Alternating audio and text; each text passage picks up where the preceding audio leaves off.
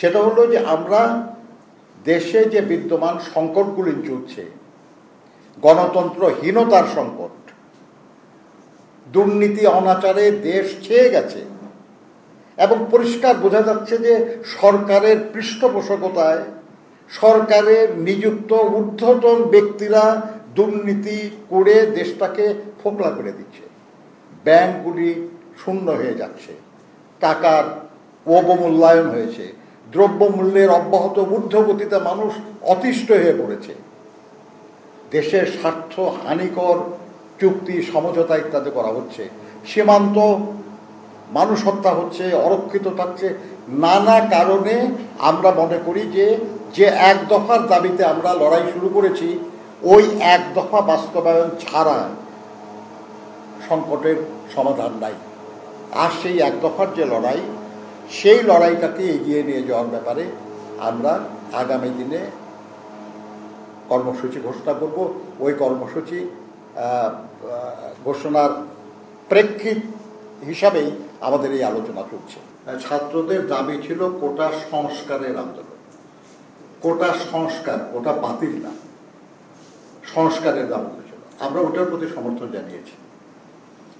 আপনি দেখেন, আমাদের দেশের প্রধানমন্ত্রী বা মন্ত্রীরা যখন শপথ গ্রহণ করে তখন তাদেরকে বলতে হয় যে তারা কখনো অনুরাগ বা বিরাগের বশবর্তী হয়ে কোনো সিদ্ধান্ত নেবেন না। কিন্তু আমরা দেখলাম যে প্রকাশ্যে ঘোষণা করেই একটা বিরাগের বশবর্তী হয়ে ছাত্ররা কোটার সংস্কারের আন্দোলন করছিলেন, আর প্রধানমন্ত্রী বলে দিলেন আর কি যে কোটাই বাতিল করে দিলাম। এটা কেউই যুক্তিসঙ্গত মনে করে নাই, মনে করেছে এটা বিরাগের বশবর্তী হয়ে করা হয়েছে আর কি। এটা ইভেন সরকারি দলের সমর্থক অনেক লোকরাও বলে আর কি যে এই সিদ্ধান্ত ওইভাবে সঠিক হয় নাই, এবং ওইভাবে করার কারণেই হাইকোর্টে সেটা আবার আংশিকভাবে বাতিল করেছিল, যার বিরুদ্ধে আবার আন্দোলন হলো। এখন আবার সবটাই বাতিল হয়ে গেছে। তার মানে যে আগের যে কোটা যেটা ছিল সেটা তাহলে বহাল হয়ে গেল। তো তো এইভাবে সমস্যার সমাধান হয় না। এই কয়েকটা বছর ধরে এই আন্দোলন বা বিষয়টাকে জিয়ে রাখা এটা অর্থহীন হয়েছে। উচিত ছিল যেটা, সেটা হলো যে সংস্কারের ব্যবস্থা করা আর কি, এবং যুক্তিসঙ্গতভাবে সংস্কার। তো যাই হোক, আমার মনে হয় এই ব্যাপারে আমাদের দলের পক্ষ থেকে যে বক্তব্য দেওয়া হয়েছে ওই বক্তব্যের বাইরে কোনো বক্তব্য না। আর আজকের যে আমাদের ব্রিফিং, আমরা এটাকে ডাইলিউট করতেও চাচ্ছি না।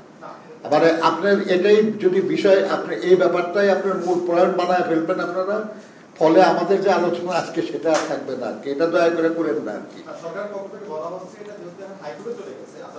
না, হাইকোর্ট থেকে ডিসিশন দেওয়ার পরে এটা তো সরকারও করতে পারে, তাই না? সরকার একটা পরিপত্র জারি করেছে। এখন দেখেন, আমাদের এই দেশের সরকারের আমরা তো মানে খুবই কষ্ট লাগে আমাদের এই কারণে আর কি যে আমরা দেশের নাগরিক, তো মুক্তিযুদ্ধ করেছি। আপনি দেখেন, দেশনেত্রী বেগম খালেদা জিয়ার ব্যাপারে যখন আমরা বললাম যে তার সুচিকিৎসার জন্য তার বাসায় রেখে চিকিৎসার ব্যবস্থা করা তখন কি বলা হয়েছিল? যে আদালতের আদেশ ছাড়া এটা সম্ভব না। কিন্তু কদিন পর আমরা দেখলাম প্রশাসনিক আদেশে তাকে বাসায় থেকে চিকিৎসার ব্যবস্থা করা হয়েছে। আমরা যখন বলছি, ডাক্তাররা যখন বলছে যে তার এদেশে চিকিৎসা সম্ভব না, তার উপশমের জন্য চেষ্টা করছে ডাক্তাররা, কিন্তু তার মূল অসুখ যেটা, সেটার চিকিৎসা করতে হলে তাকে স্পেশালাইজড কোনো হসপিটালে নিতে হবে উইথ মাল্টিপল ডিসিপ্লিন, যেটা আমাদের দেশে নাই। তখন বলা হচ্ছে যে না, প্রশাসনিক আদেশ পরিবর্তন করে তাকে বাইরে যাওয়ার সুযোগ দেওয়া যাবে না, এটা আদালত পারে। এই তো, অথচ কি প্রশাসনিক আদেশ আপনিই দিচ্ছেন, তা সরকার, তারা ইচ্ছা করলে সে আদেশ পরিবর্তনও করতে পারে, এবং পরিবর্তন করে শুধু যদি তিনি দেশেই চিকিৎসা করবেন এই কথাটা না রেখে যদি যেখানে প্রয়োজন সেখানে চিকিৎসা করতে পারবেন, এ দেশে যায় নাই। আমাদের আসম আব্দুল রব সাহেবকে তো দণ্ডিত অবস্থায় দেশের বাইরে চিকিৎসা করেছে। ইভেন এই যে আপনার হাজি সেলিম, আদালতে তার দণ্ড ঘোষণা হওয়ার পরে তিনি বাইরে যা চিকিৎসা করে নিয়ে আসছেন, এসে হাজির হয়েছে।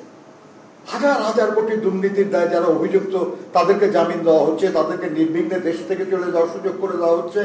আর যিনি কোনো দুর্নীতি করেন নাই, তার বিরুদ্ধে কোনো তছরূপ বা আত্মসাতের অভিযোগ নাই, তাকে বছরের বছর কারাগারে আবদ্ধ করে রাখা হয়েছে। কাজে আমরা যেটা মনে করি সেটা হলো যে সংকট বাড়ানো কোনো সরকারের কর্তব্য হতে পারে না, কাজ হতে পারে না। সংকট নিরসন হলো তাদের দায়িত্ব আর কি। কিন্তু বারবার আমরা দেখছি যে সংকট সৃষ্টি করা হচ্ছে, সংকট বৃদ্ধি করা হচ্ছে, এটা গ্রহণযোগ্য না। আর আমি আপনাদেরকে যেটা বলতে চাই যে এই যে প্রসঙ্গগুলি দেখলেন সাইড প্রসঙ্গ,